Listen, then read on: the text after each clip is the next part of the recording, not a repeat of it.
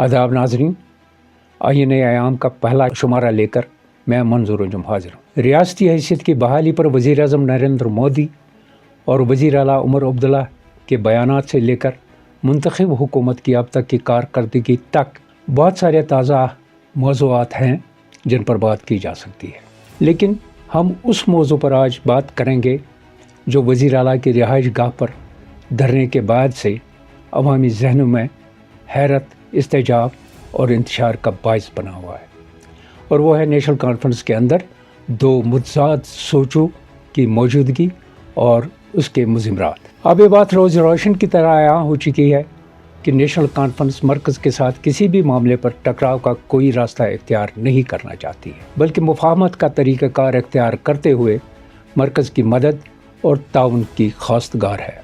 लेकिन national conference के ही member parliament आगा रूहुल्लाह की सोच इसके बिल्कुल बरक्स है।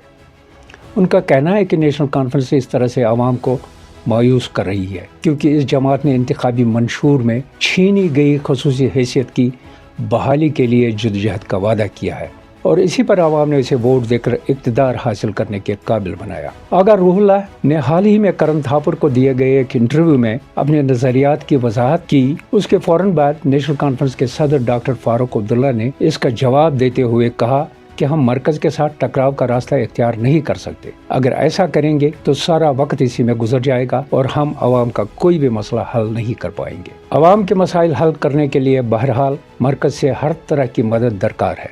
आवाम इस वक्त शदीद मसाइब के शिकार है। बेरोज़गारी का बड़ा मसला है।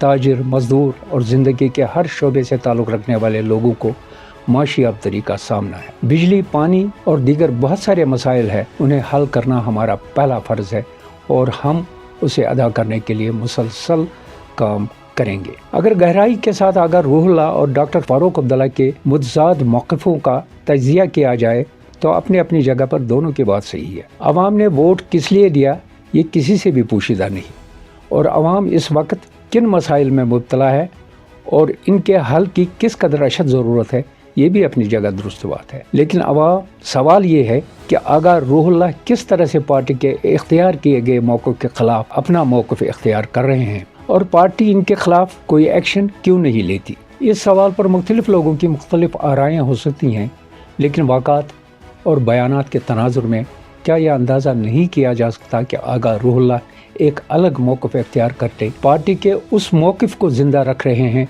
जिसे मसलहतों और मजबूरियों के तहत पार्टी पछपुश्त डाल रही है। अगर आगा रूहुल्लाह करण थापर से बात करके तल्ख़ तुर्श बातें नहीं करते तो डॉक्टर फारूक अब्दुल्ला दो टोक अल्फाज में नहीं कहते कि उनकी पार्टी मरकज़ के साथ टकराव का रास्ता इख्तियार नहीं कर सकती, बल्कि मुफाहमत का रास्ता ही वो रास्ता हो सकता है जो आवाम की भलाई का रास्ता है। इस तरह से उन्होंने नई दिल्ली तक एक तो ये बात पहुंचाई कि वो मरकज़ी सरकार से कोई पंगा नहीं लेना चाहते, और इसके साथ ही उन्होंने मरकज़ को ये भी बावर कराया कि इन पर आवाम का ही नहीं बल्कि पार्टी के अंदर भी कितना दबाव है कि वो ख़ुसूसी हैसियत के लिए लड़ाई लड़े।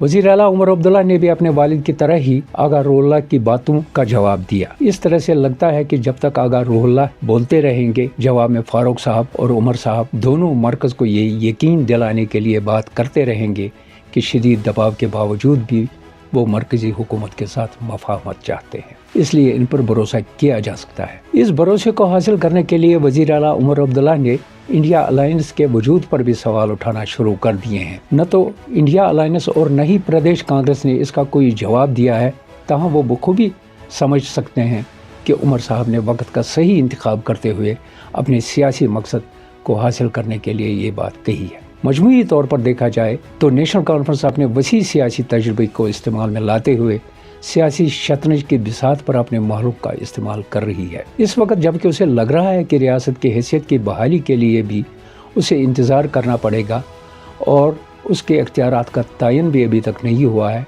और उसे अभी इस बात का पता लगाना है कि वो क्या कर सकती है और कैसे कर सकती है। वो अवामी सतह पर भी अपने साख बरकरार रखने और मरकज़ का भरोसा हासिल करने की दोहरी और पेचीदा सियासी हिकमत अमली इख्तियार किए हुए है। मरकज़ी सरकार भी सियासी बिसात पर नपी तुली स्ट्रेटजी के साथ अपनी हुसूलियाबों का दिफा कर रही है और आईन व जमहूरी तकाज़ों का भरम भी रख रही है। ये खेल کبھی بھی کوئی بھی رنگ اختیار کر سکتا ہے، اس لیے انتظار کرنے کے سوا کوئی چارہ نہیں۔